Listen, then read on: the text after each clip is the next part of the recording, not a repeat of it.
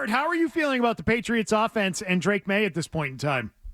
Were you happy with their week of 370 yards of offense and 5 turnovers? Because McCone is thrilled. He's happy about it.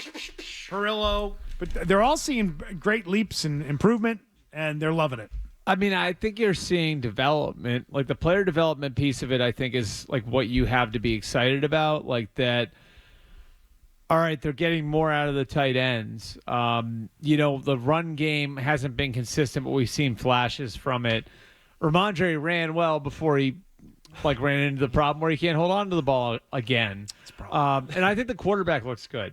Like, I think I would be really encouraged with the progress that I've seen just in how fast Drake is playing week 1 to week 2, week 2 to week 3. And you're seeing the flashes. Like, you're seeing. What I mean by that is, like, nothing looks hard for him. You know what I mean? Like, it doesn't look, every throw looks like he's capable. Every time he tucks it and runs, I'll tell you what looks hard for him. It looks smooth. Like, it's just, it doesn't. Now, can't connect with a slot receiver. The slot receiver has 3 catches through 3 weeks. So that's one thing that's, I think, going to be interesting to watch here is the rookie receivers. How much are they going to play? And I felt this, like, and this is, like, I think one of the most fair questions about Josh's offense is, if you look at that offense, and this isn't just Josh, but Bill O'Brien, Charlie Weiss, how many rookie receivers produced here in that offense? Malcolm Mitchell, Deion Branch, is that it? And their best receivers, a lot of their best players were guys they either inherited, Troy Brown, or guys that came from somewhere else. Danny Amendola, Randy Moss, Wes Welker. Or guys that took 3 years to develop, which is Julian Edelman. Right. Hogan. I mean, like, that's the thing. Came from elsewhere. Like, even, like, you look at the guys who had, like, 1 year blips. Like, Brandon Lloyd was a good player, like, for a year, Brandon right? Cooks. LaFell. Right, like, those guys were all coming from other places. So Traded once. have you gotten the offense to a point where rookies can contribute right away? Ideally, no, but I think you have a unique rookie.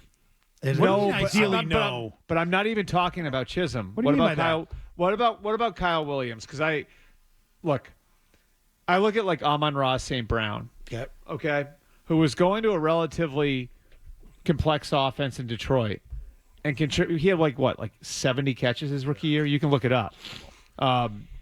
There's examples of that, and that wasn't a first-round pick. That was a fourth-round pick. Yeah.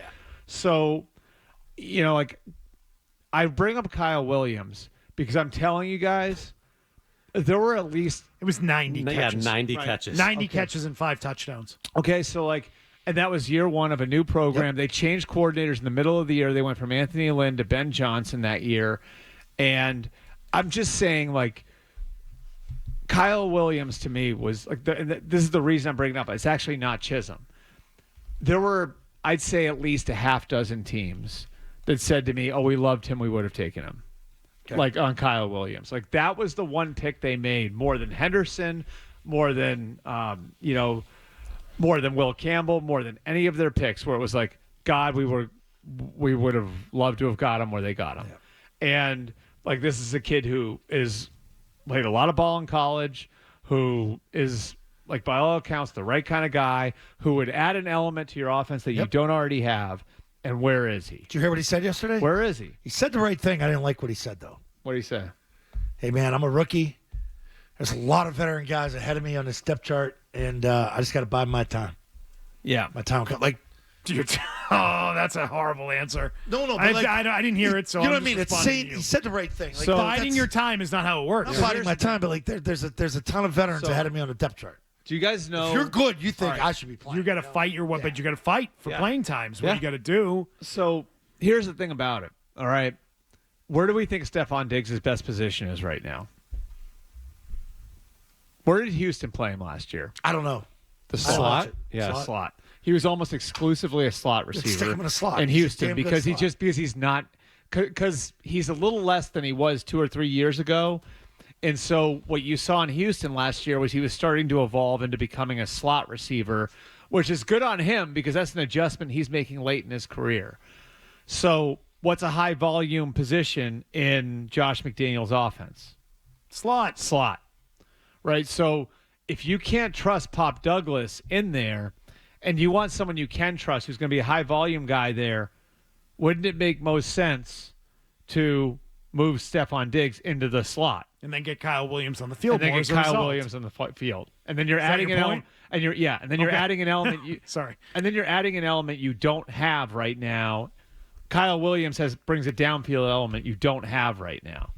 But then the bigger question is your offense structured in a way where you can get a rookie on the field? Is he fast? ready to go? Does he fully grasp everything, or are they good? Right. This was one of my concerns with Josh coming back.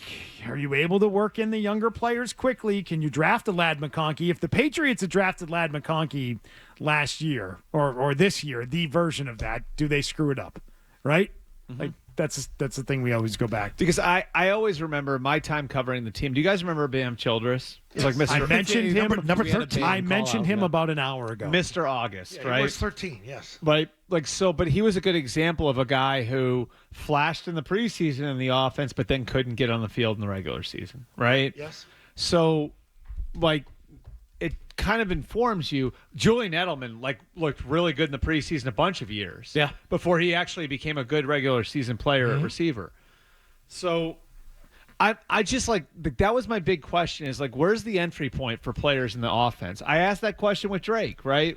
Is there too much in his head? And to their credit, to his credit, I think he's played a lot faster the last couple of weeks. But I mean, look, man, it's just that offense. I think it's important that you're doing enough to get your most talented players on the field. And that doesn't mean you're dumbing it down to running like an air raid offense. That's not what I'm talking about. But in some cases, you do have to meet the players where they're at. And, that would be a question of mine is are you putting the rookie receivers in a position where they can contribute and you can get their talent on the field fast? Doesn't have the appearance of it now. It's never really had the appearance of it with Josh McDaniels leading the Patriots offense. And it's not just rookies. They've had veterans over the years. Joey Galloway, Chad Ochocinco, right? Mm-hmm. I mean, it's applied to anybody from the outside. We have a former Patriot on the line right now, Zoe. Rob Ninkovich. Oh, what's up? Oh, what's up, Nick? What do you got going on? What's up, guys? I'm in traffic right now coming to Boston. So, Okay. Yeah, exactly, right? And the Gonzalez thing, I think Zoe and you understand this. There's a way to go through an injury in a process where it's not just the player. You have a training staff, and you also have a doctor who is evaluating the injury. And say, I don't know what the injury is. Nobody really knows the severity of it. But if you're a corner and you have a grade 2 or a grade 3 hamstring, whatever it may be, you can't put yourself in a position to re-injure that injury. And, he got hurt, first day of training camp in pads. 28th. That's been Yep. Almost 2 months, right? Right. Mm-hmm. So if you push yourself out there too soon, number one, you could re-injure that injury and you're out for the rest of the year. But not only are you putting yourself at risk for re-injury, but you're also devaluing yourself as a number one corner.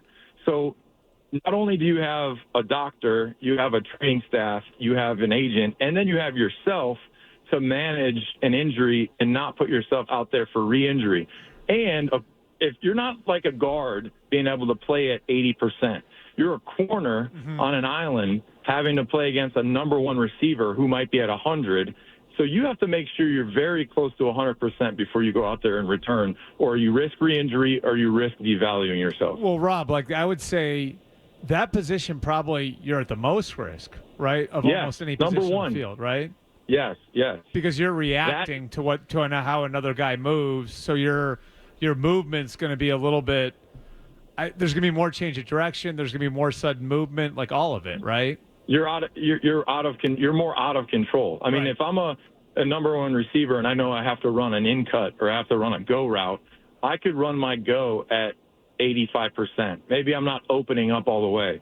But if you're a corner and you're having to cover a number one and he opens up and you're having to chase him, you're chasing him at however you have to go to get to him. You know what I'm saying? Mm-hmm. So I think there's a difference in that position towards putting yourself at risk. And if you're not at a 95%, I think personally as a former player, I played injured. And guess what? If you have a bad game when you're injured, people don't know that you're dealing with an injury. They're just like, oh, that guy stinks.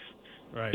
So for the Gonzalez, aspect of things, I think people have to be patient and understand it's probably the number one. How much longer do they have to be patient? At what point is it a fair time to say, why isn't he playing yet? At week 8, yeah. I think it's the first quarter of the season. So do these first 4 games, if you come out of this 2-2, those games don't matter as much as the last 8 of the season, right? Right. So for me, I would say, give him 6 to 8 weeks to be 100%. And then once he's good, if we can hang on and be in a position to make a run here, because this team, let's face it, like they're trying to figure themselves out as well. They're going to get better. And they're going to get better. When the season progresses, you either get better or you're just a bad team. So hopefully, they learned from last week because, everyone watching that game last week, you understood they lost that game instead of actually putting themselves in position to winning. They should have won, but because they had 5 turnovers, they lost. Mm-hmm. So it just goes back to the old saying of like more teams lose games than actually win them. They put themselves in a position to win, but they turned the ball over 5 times, which made them lose. Well, we appreciate you listening to the program in traffic, buddy. We got to bounce. Yeah, I'm just sitting here listening to guys talk. I love it. Yeah, you know what I'm saying? So, of course. That was great. You have choices. Thank you. Fantastic. Yes. Thanks, Rob. See you, Rob. all right, guys. Take care. See ya.